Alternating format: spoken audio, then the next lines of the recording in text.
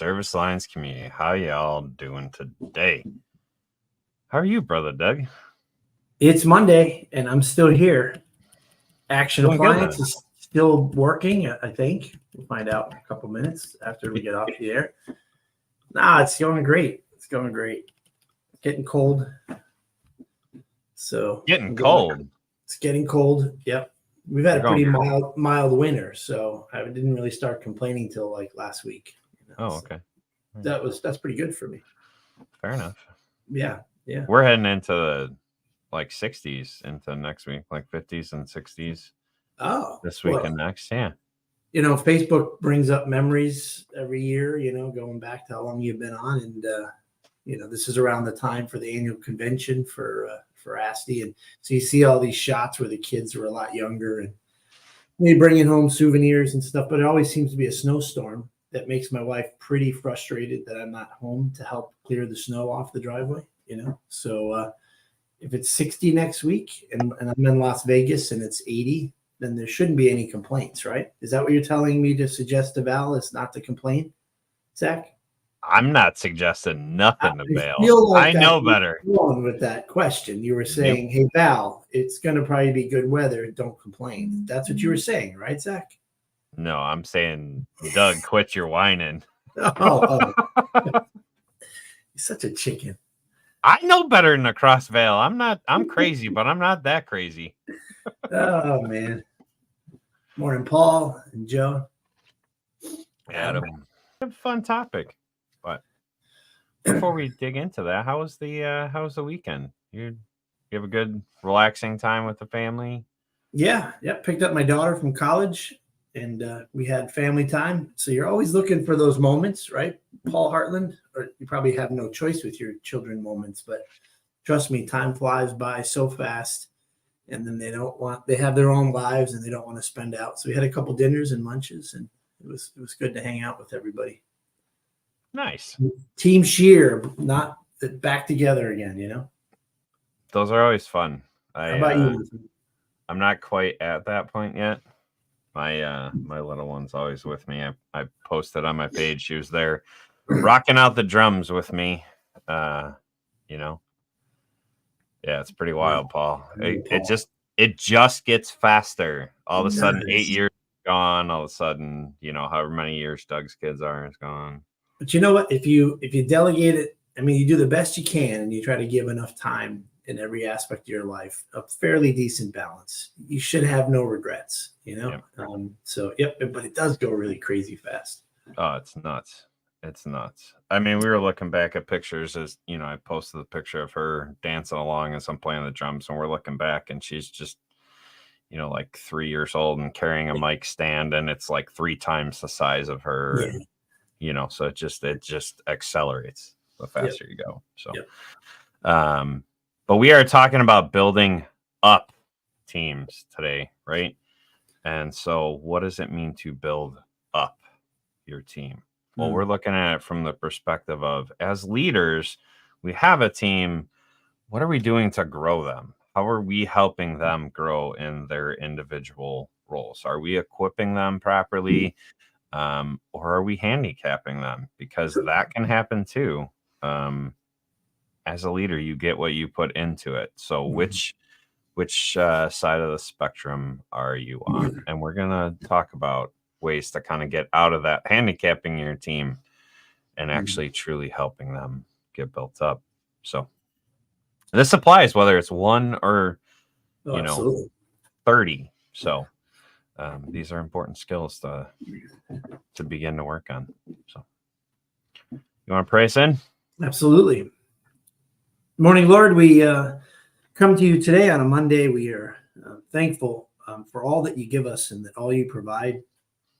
The blessings and the miracles that we've received. I think of Paul and his twins and how he and his wife have been blessed beyond measure. Lord, we thank you for the miracle of children and how we have no clue what it's going to feel like until they're here. And whatever we imagined, it exceeds it. And so, God, we thank you that your love for us is the same way, that no matter how much we can imagine, your love is for us in our lives and around us, that once we truly believe in you and trust you, that it exceeds our expectations. So Lord, be with us through the peaks and the valleys. Help us remember to celebrate with you those wins and to be with you also when we struggle. And Lord, we thank you for all that you do. In Jesus' name, amen.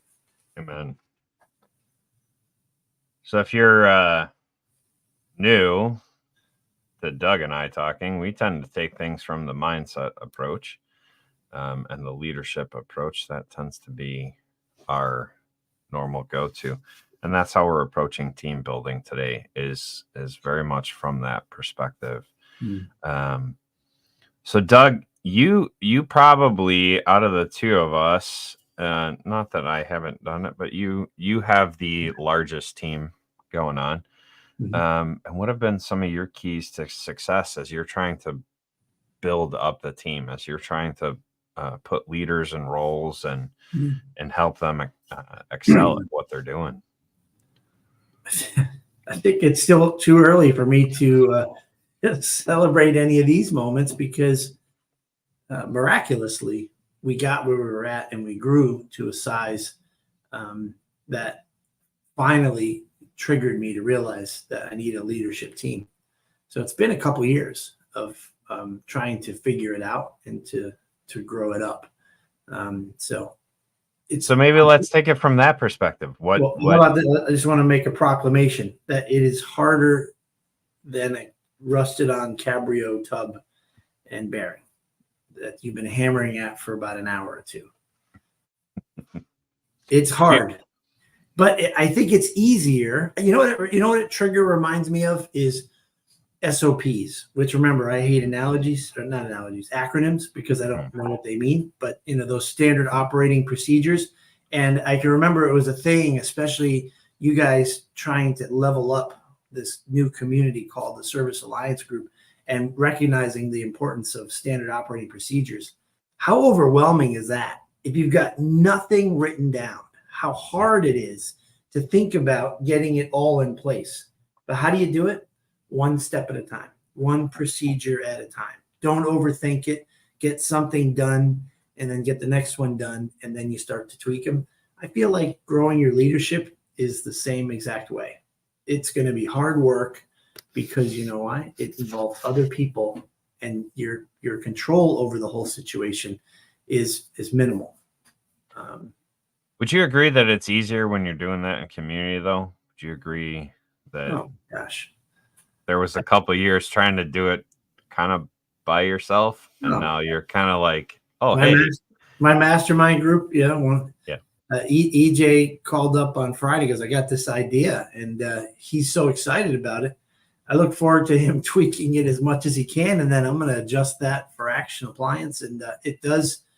Heavy lifting becomes minimized when you have a group of people around you, for sure, with like-minded scenarios.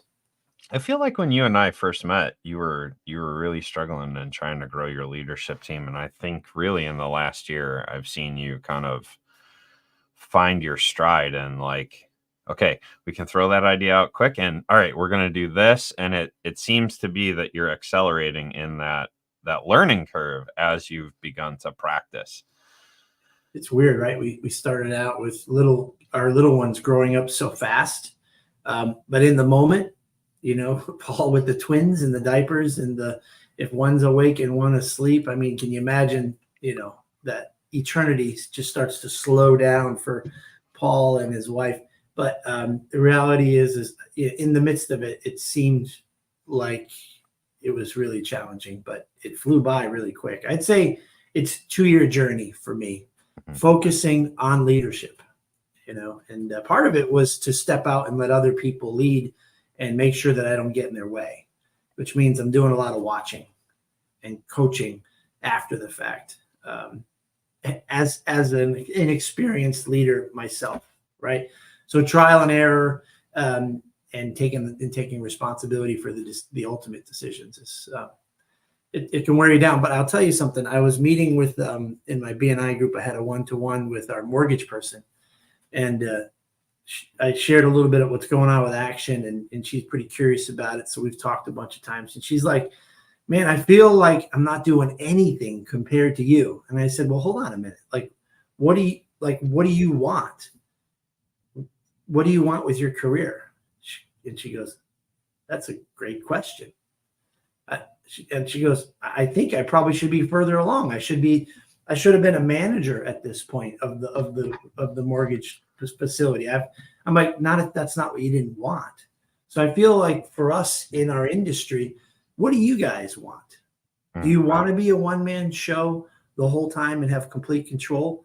Well, then that's great. But make sure you think it through, make sure you process that and realize what it means to do that or to grow. And then from there, I feel like you're set up to start to break that down into stages. Yeah, I hate when we should on people, right? I think it's always more valuable to ask the questions. It's worse when we should on ourselves. Yeah, yeah. I should have been here, and I should have done this, and I shoulda. I mean, Zach, the mortgage person, she makes 6 figures a year. She has a flexible schedule. She has teenagers that have, sports and cheer events, and she's able to be there for them. I'm like, what else do you want? She goes, I don't know. I just feel like I'm not working hard enough. And I'm like, but you've got everything, So she's like, that's a great question. So I think she's got to sit with that for a little while, like we all have to. What do we want from our businesses? Well, and I think that's the most important part, right? I think of our friend Dave Oliva, right? He took it backwards to go forwards, right? He built what everyone should do, right, by his own admission. And I think so many of us have been captured in that trap of what we should do. And it took him taking a pause and going, I don't want to do it this way, right? And he kind of scaled it back.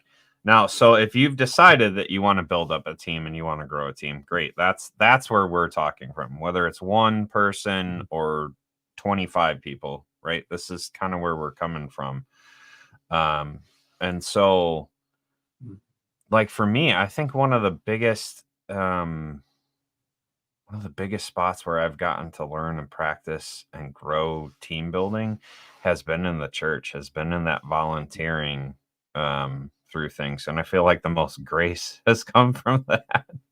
The biggest mistakes I made were in the appliance when I was owning it and being the boss, and and that phrase was very in tension there, versus in church and leadership and growing the teams and helping these individuals find the things that they're good at, and then really excel. And if they want to grow in leadership, how am I walking alongside them growing in leadership? And so if you're going at it from the perspective of I'm the boss and I'm in charge and this is what it's going to be and you're going to do this, you're never going to build up your team, because it's only ever going to be as good as you are, right? So we spent a whole lot of time already talking about it, but the biggest part of building up a team is growing yourself, right? You have to learn what leadership is and you have to grow and excel in that. And it took me 12 years to even remotely begin to figure that out. Really within the last year is when I was learning how to grow these teams. And some of it was having the wrong people in the wrong spots. And so we've kind of shrunk our sound team, again, just doing comparison. So we shrunk our sound team down to 3 guys. We're just about to add a 4th back in. But it's people who really genuinely want to grow in that role, who want to take charge, who want to do these different things. And within that 4, I have 1 guy that can take my position, kind of leading the rest of them. He has the desire to help these other guys kind of grow and figure out what they want to do. And so it starts with us, and then it moves to that skill transference. What are we modeling as leaders to those that we're leading? Because the skills and the things that you're doing. Let's talk about the bad as we go into the good. So in Gordon's, the skills that I was transferring were how to be good tech, how to get the dollar, how to get out the door. I was not modeling leadership. I was just modeling that hustle culture, right? I was modeling, all right, let's get in, let's get the job done. You know, I was a bit cold, just because it was technical. My technical mind was fully engaged, right? And that's what I modeled for my team. They didn't learn anything different. And I think of the office staff, I was cold on the phone. I should never answer the phone, by the way. Like I've said that for years. I am not the person to answer the phone. That's just not Right. Nobody wants that. But that was the model for the team. And so sometimes the team would fall into that trap of, wow, these people are ridiculous. Like, why are we even answering the phone for these people? And it's because that's what I modeled. In the inverse of that, with the sound team, right? It's like I had a dual personality going on. So the sound team, I've been working on building them up, and they're passionate. How can I help? How can we do this better? How can I, who can we bring on to do this? Because that's the approach that I have within that team.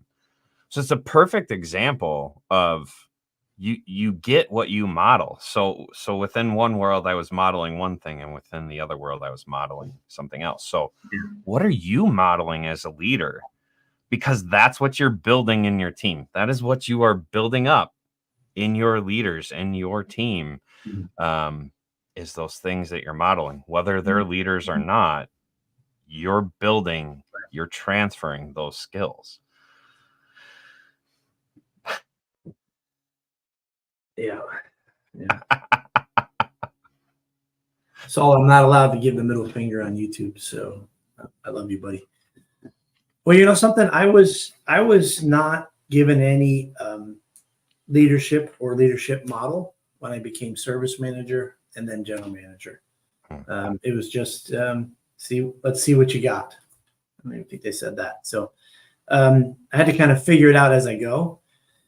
We were part of a peer group where Dean Landers was in our group. That group was around for over 20 years, and they did a peer group visit. And I remember sitting with Dean Landers, and it was around the time that I just knew that I needed to start to really let other people lead parts of the company. And so Dean asked me how I was planning to decide who the service manager would be and what he would do. And I said, well, it had to be this person because he's been with us the longest and he knows his stuff. And I don't think I really want to tell him what to do because I think I should let him figure it out for himself.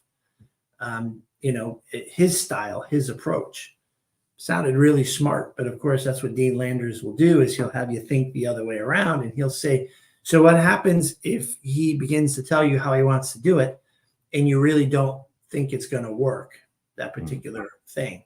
Or, if it doesn't work out, is it his fault or your fault? And I was like, well, it's going to always be my fault. He goes, so do you really want to surrender that control? And, so I was like, wow, that's really smart, wise advice that I need to lay out expectations of that leader from my vantage point, because ultimately, if it doesn't work out, it is my fault. And that was about 3 or 4 years ago, where I had to start to write down and decide what the expectations are of our individual leaders in the company. But I mean, Action Appliance historically has been, here are the KPIs, here are the numbers. You figure it out for yourself. Are you a good employee or not? Right. And that needs to change. The other thought I had with you talking about the church and everything is, I think it's easier when it's smaller than when it's larger, for sure. Are you entertaining Saul's thoughts again? No. So, yeah, a little bit. He said he likes the hat. And if you don't know, I'm going to be the pink hat roofer. Big guy on a roof with a beard and a pink hat. And I told him I'd send him one. He said he can only wear it in Miami. Otherwise, it looks illegal and he'd get deported. So Saul's got to worry about being triggered by the federal government, I guess. Yeah, makes sense. I've always wondered that about him. But But I'm going to tell you that I think it's easier when you're smaller than you are larger. Oh, 100%. To develop a leader who only has to lead one other tech or one other office person, and then continuing to work on your process procedures, the way you're going to measure their success and hold them accountable. It's much easier. So if you're not thinking 10 years down the road in all your decision making, you're gonna find yourself having to do a lot of pivoting and restructuring a year or 3 years or 4 years down the road. So if you're just think 10 years, what does this decision mean to me 10 years from now? Mm-hmm. What one of the other things I think of when we're building up teams, what did you wish someone would pour into you? Like, what are those things that you as a leader sitting here now wanted someone to pour into you? That's what you should be pouring into your team. Mm-hmm. Yeah. So for you, Doug, and then we'll flip it back to me. What was something that you wished was poured into you as a young leader, as someone coming up in the company? What was one? Well, like you said earlier, if to learn, to grow your lid, to expand your own knowledge, because you're only going to be able to lead up to the level of the experience you've had, and your intuition is only going to take you so far. So yeah, and that now has to mean, as with our current situation with our team, if they're not interested or willing in expanding their knowledge and the tools that they need to lead, they're not interested in learning, reading, going to classes, we're probably going to fall short there. So they have to have that desire, and then I have to provide them with that training. So you wish someone would have provided you that kind of push into, hey, you need to be working on this personal development. I've been fixing appliances since 1988. 18-year-old kid driving, an hour to my first call, because that's what happens when you're 18 years old. There's a lot of windshield time. Man, I was from as far back as I can remember, I've always let regret run my imagination. If only I had done this when I was 12 or 15 or 18. If only I had done that. I'll tell you something. Accepting Christ in my life at 32, that was one of the first things that were just completely removed from my makeup. Well, and I'm not looking at it as regret. I'm looking at what are these things that you like. So if I'm hearing you, it's you wish that would have been poured in, and so that's what you're pouring into. I understand that, but I'm just saying that regret can get you stuck. Oh, sure. Focusing on the past too long, sure, and thinking that I'll never get where I want to be because I'm way behind. Screw that. I mean, anything is possible. It's amazing when your desire kicks in. But no, I just kind of want to give a testimony that you need to recognize what happened yesterday. Mm-hmm. You need to learn from it, and you need to move on, and you can't spin your wheels there too long. But I would, when you were doing that, I was just for a split second thinking, like, can you imagine where I could be, or where Action Appliance could be if 10 years ago the company put education and leadership training at a top priority, and it wasn't done. But who cares? Who cares, man? Start right now. Exactly. So what are you pouring into your team now, right? You're pouring that leadership and that education. You took a look back and you went, man, I see where this could have gone better. Okay, here's where it's going to go better now, right? Yep. This is where I'm going to build up my team. This is one of those things that these guys really need. And it really is easy to look back, because as I'm saying all this, I'm looking back 13 years ago, starting on the teams at church and growing in leadership there, and going, I got what I got because I did what I did, right? Like I'm looking back on, geez Louise, no wonder people were burned out, because I was burned out all the time. That was what I was pushing through the team, right? And so what do I want now? What am I seeing now? I'm seeing these guys that are hungry and they're passionate about learning and growing and being better at their craft and working together as a team. We got a group chat going, and these guys are just like, oh, that's cool. Do you got another video? Can you, and like they're excited to grow and to learn and to be the best versions of themselves. So that rear view mirror is small for a reason. Like you've probably seen or heard that before, but it's true. Like, take a glance back, figure out what happened and where you're coming from, and then put that foot on the pedal and rock and roll. You know what? New employees that come on to action will a lot of times after a little while go, man, you guys are changing things so much. And at the same time, they're going, we never did that before. I've never worked at a place that did this before. I see the benefits of it. So everybody acknowledges that we're an ever-changing company. Some people might not like that because that's annoying and difficult and tiresome and stressful, but they understand that that's who we are and that's what we do. But can you imagine being the only person leading that change? You're limiting the ability. So your leadership team needs to take hold of the area that they're supporting, and then seek the world, seek the manufacturers, seek the teachers for that information to bring back to their area of leadership. So we have like about 4 areas in the company. If 4 leaders were looking on their own, as well as myself, we are a multiplying factor. But I would say that means you got to have a leader that values education. If a technician is kind of explained like, do the best you can. You'll figure it out on your own. You'll call tech support and you'll figure it out. You'll call somebody and you might get lucky and get an answer. You'll figure it out. But that's the message that we'd be sending. You'll get there. You'll grow. We all get better over time and experience. But what if the company was saying, here's the deal. You're not going to run calls next week. You're going to go to the Mila Training Center in New Jersey for the day. Yep.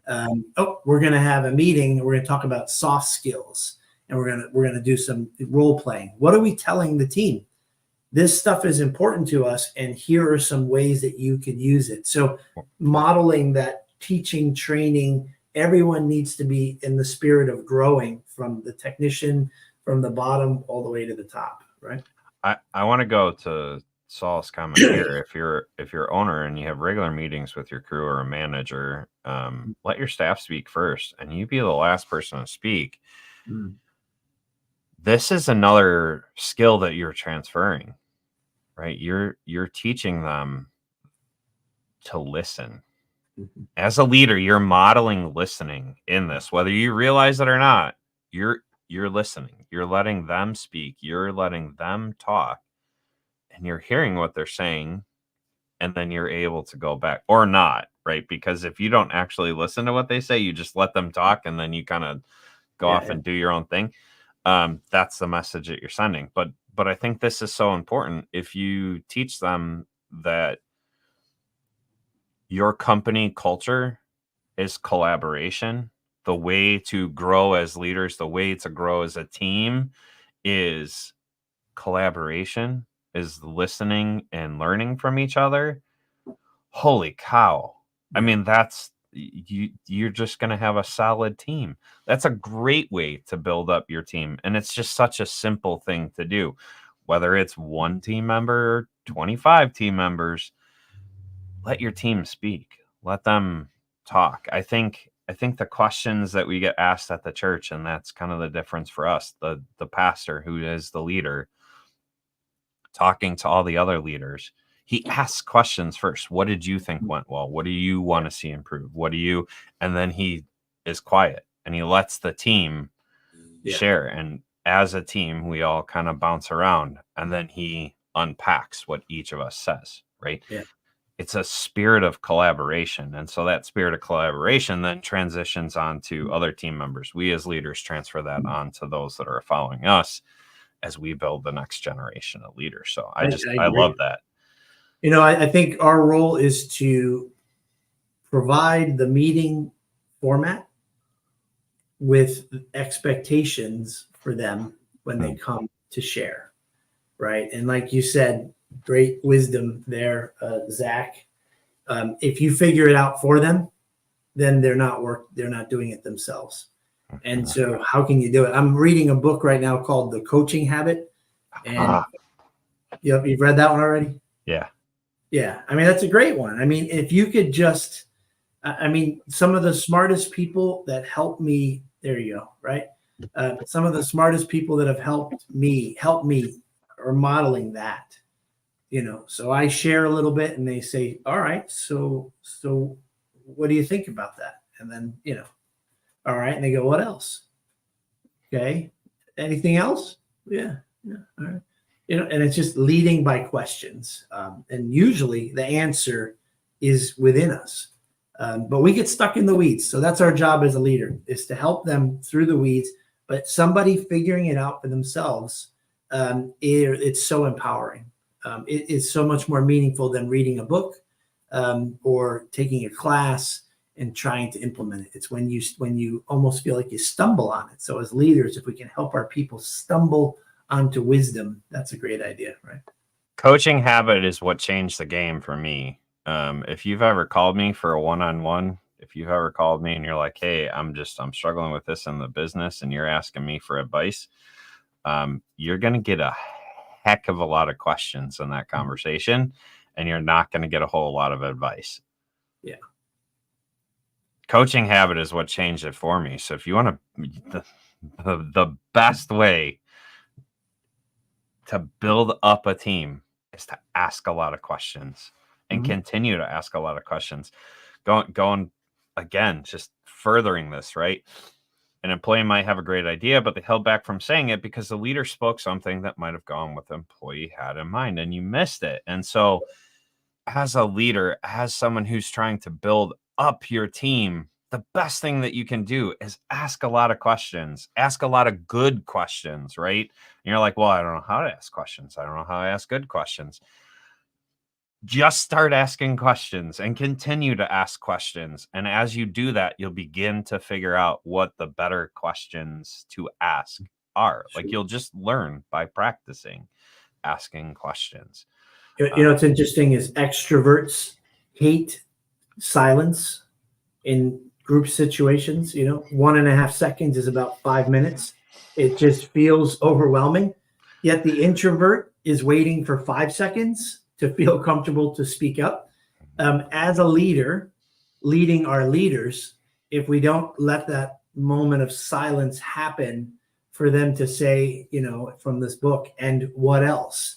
This author points out something great, that the right answer is usually not the first thing that comes to your mind. It's usually the second or the third.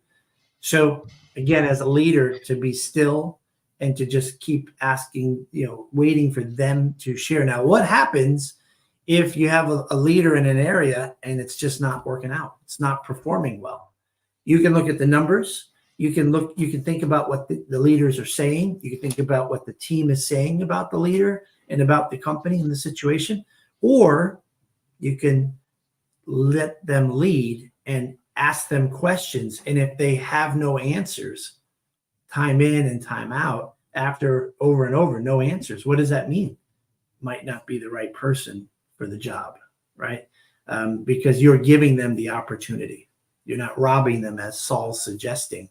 And if they've got nothing, it's probably the wrong person in the wrong place. So that's the best way to diagnose a leader in the right place, is give them a chance to lead. Give them the format, give them the goals that they need to achieve. You can't just say, go and make this better. That's a very stupid move.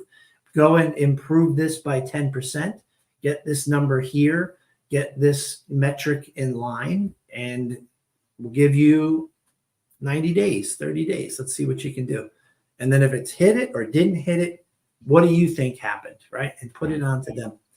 So I love it, but it's pretty new for us at Action. So it takes time. It takes time.